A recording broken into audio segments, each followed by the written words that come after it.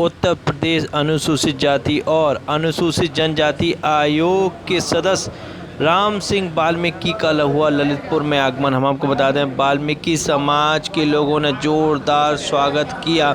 Screen पर आपको दिखा रहे हैं कि जोरदार स्वागत करते हुए वाल्मीकि समाज ललितपुर के लोग, और वहीं पर समस्याओं को सुना। वहीं आपको बता दें कि अनुसूचित जाति अनुसूचित जनजाति के लोगों ने अपनी अपनी समस्याओं को रखा, समस्याओं का निदान किया गया राम सिंह वाल्मीकि द्वारा। और वहीं पर 16 आउटसोर्सिंग कर्मचारियों का मामला आया, जिसमें से 16 में से 11 लोग एससी के बताए जा रहे हैं। उन्होंने दिया ज्ञापन राम सिंह वाल्मीकि जी को।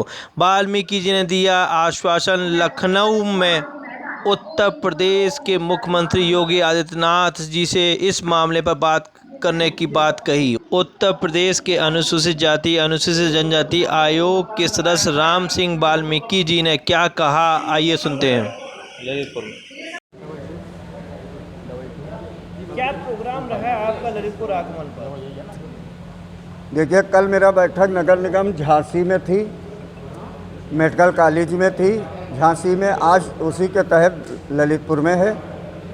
और ललितपुर में अनुसूचित वर्ग के जो दबे कुचले वंचित शोषित समाज है, कर्मचारियों के अतिरिक्त भी जो समाज तक मूल चीज़ें नहीं पहुंच पा रही हैं, सरकार की योजनाओं का लाभ नहीं पहुंच पा रहा है, उन योजनाओं का निरीक्षण कर और अधिकारियों के साथ बैठक कर उन कर्मचारियों और दलित शोषित वंचित समाज की समस्याओं का निराकरण कराने हेतु इससे पूर्व भी मैं 2 बार आ चुका हूं ललितपुर, और कुछ चीज़ों पे मेरे द्वारा दबाव बना करके सरकार के दबाव के कारण कुछ चीज़ों में उसमें लाभ समाज को मिला भी है और कुछ चीज़ें रह गई हैं।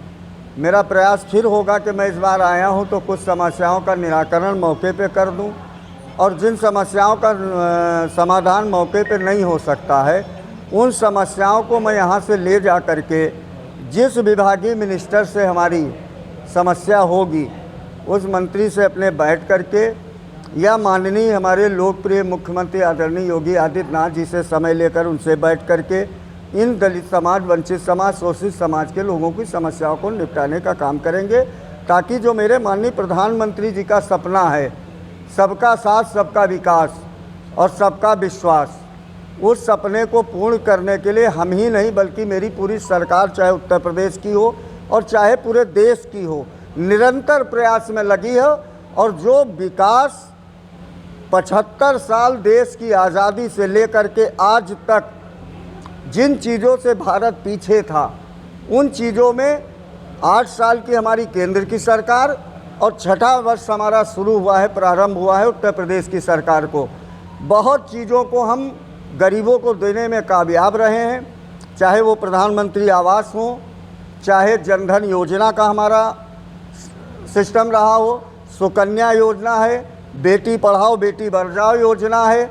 हम हर तरीके से उन गरीब की समस्या का कैसे समाधान हो सकता है, उसके लिए निरंतर उत्तर प्रदेश और केंद्र की सरकार लगातार काम कर रही है। और उसी श्रृंखला के तहत मैं भी एक छोटा सा कार्यकर्ता के रूप में, पार्टी के सेवक के रूप में आया हूं, और मुझसे जितना प्रयास हो सकेगा मैं माननीय मुख्यमंत्री जी की ताकत के बदौलत उन समस्याओं को निपटाने का प्रयास करूँगा।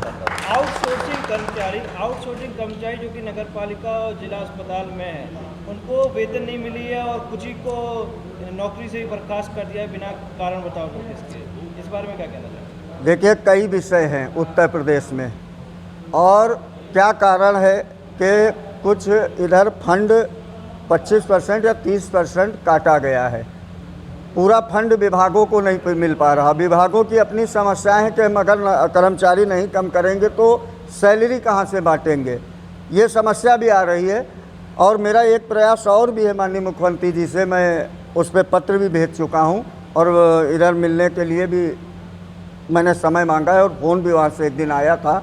6 लोगों का प्रतिनिधिमंडल उन्होंने बुलाया है, मैं जाऊँगा। तो मेरा प्रयास है कि जो लोग भले आगे न रखे जाएं, लेकिन जो लोग संविदा पे हैं इनको रेगुलर कर दिया जाए, और जो आउटसोर्सिंग के लोग हैं उनको संविदा पे कर दिया जाए और ये आउटसोर्सिंग नाम की बीमारी को उत्तर प्रदेश से ख़त्म कर दिया जाए।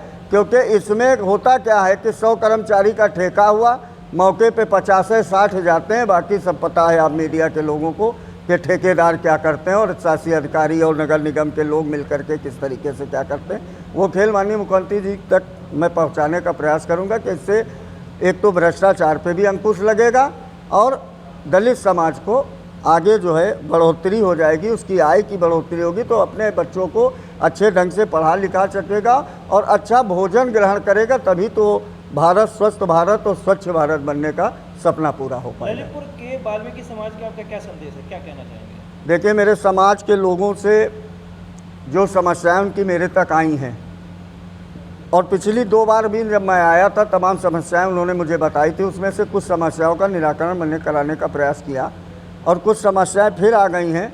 उनका भी मैं इतना आश्वासन दे के जाना चाहता हूं कि मेरे हाथों से उनके कागज़ नहीं रुकेंगे और मेरा प्रयास होगा कि ज़्यादा से ज़्यादा जो उनकी समस्याएं आई हैं वो समस्याएं निपट सकें और यही मेरी सरकार का लक्ष्य है।